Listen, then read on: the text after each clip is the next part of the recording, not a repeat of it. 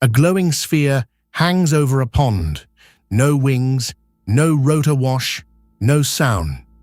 This iPhone video, captured by a civilian witness, was submitted to the All-Domain Anomaly Resolution Office and, according to multiple sources briefed on the matter, received what officials describe as authentication.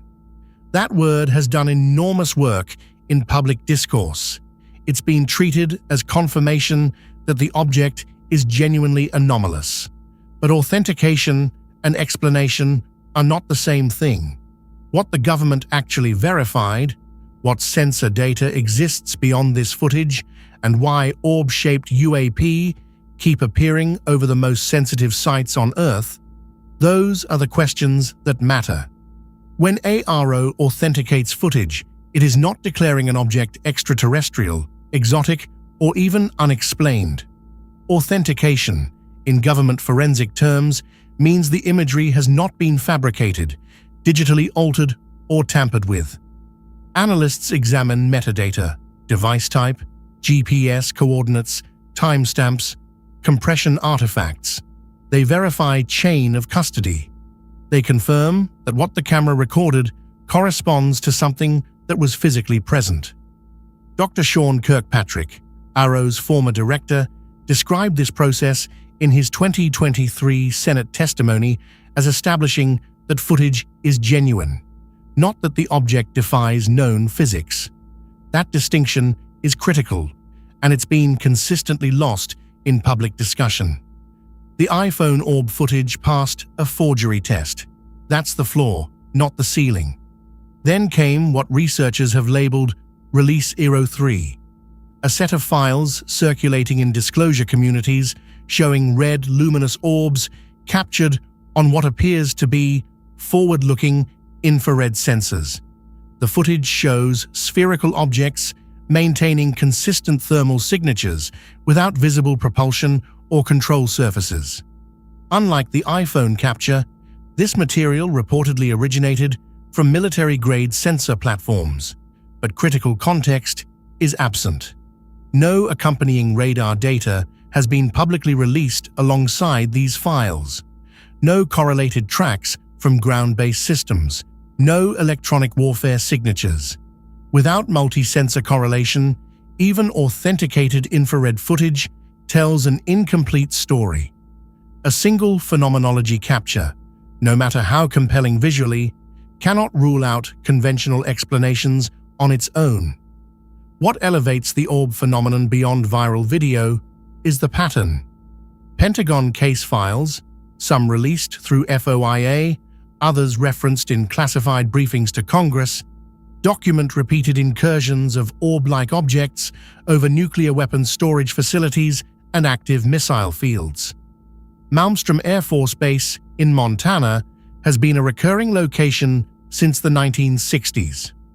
Robert Salas, a former missile launch officer, testified publicly that orb-shaped objects appeared during a 1967 incident in which 10 Minuteman ICBMs went offline simultaneously. More recently, a 2023 Inspector General report confirmed that the Department of Defense had not adequately investigated UAP incidents at nuclear facilities. These aren't fringe accounts. They're in the Pentagon's own paperwork. The orb morphology is the oldest and most persistent in the UAP record. During World War II, Allied bomber crews over Europe and the Pacific reported luminous spheres, dubbed Foo Fighters, that tracked their aircraft at speed, performed impossible maneuvers, and then vanished. Official Army Air Forces investigations, including the 1945 Robertson Panel precursors, failed to attribute them to Axis weapons. 80 years later, the morphology is identical. The objects described in authenticated modern footage, spherical, lacking visible propulsion, radiating light or heat, map directly onto wartime accounts. Whatever these objects are, the phenomenon is not new. The only thing that's new is that parts of the government are now willing to say so on the record. In late 2024, A wave of sightings across New Jersey and the broader Northeast triggered weeks of public alarm. Witnesses reported large illuminated objects, many describing them as orb-like, hovering over critical infrastructure. Officials initially attributed the sightings to commercial drones, but a joint DHS-FBI statement in January 2025 acknowledged that many of the objects could not be positively identified and that existing radar infrastructure was inadequate for tracking slow, low-altitude objects. This is the buried headline. The United States lacks comprehensive airspace awareness below certain altitudes. Objects operating in that gap, whether drones, orbs, or anything else, effectively move through a surveillance blind spot. When officials say they found no evidence of anomalous activity, what they sometimes mean is they lacked the sensors to detect it. This is the evidentiary crisis at the center of the orb question. Authenticated footage proves an object was present. It does not prove what the object was. To make that determination, you need radar tracks showing speed, altitude, and acceleration. You need infrared data confirming thermal characteristics inconsistent with known aircraft. You need electromagnetic spectrum analysis. You need multiple independent sensor systems registering the same object simultaneously. In most publicly released orb cases, we have one, maybe two, of these data streams. Congressional members, including Representatives Tim Burchett and Luna, have repeatedly stated that classified briefings contain multi-sensor data far more compelling than anything made public. If true, the authentication question becomes secondary to the classification question. Not whether the footage is real, but why the corroborating data remains hidden.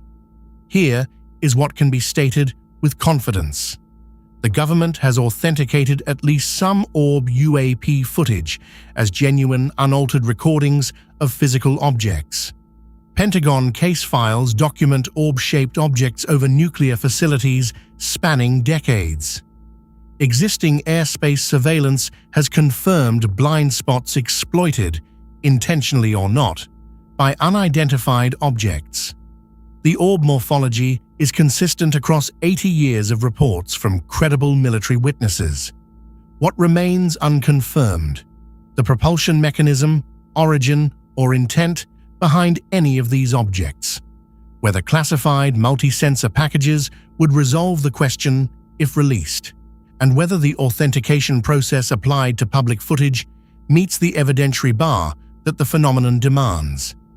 The orb footage circulating now is not the story. It's the edge of the story. Authentication tells us the video is real.